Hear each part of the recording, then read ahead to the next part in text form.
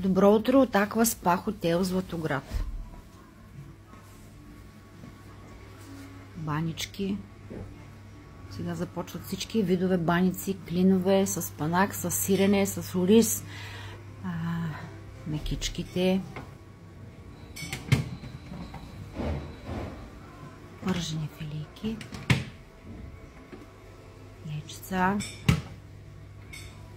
пак яйца, кой каквито иска, крембришчета,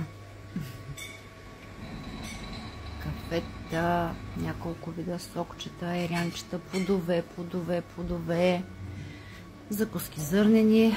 Айряна е страхотен. Тук закуски, които почти всички съм опитала и са невероятни. И пилешка супичка за махмурлии. Че с нощи беше Йорданов ден и сигурно ще има някой, който ще наблегне на супичката.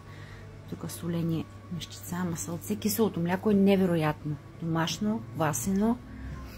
Невероятно. Мезенца, саламчета, луканчици. Тук може да се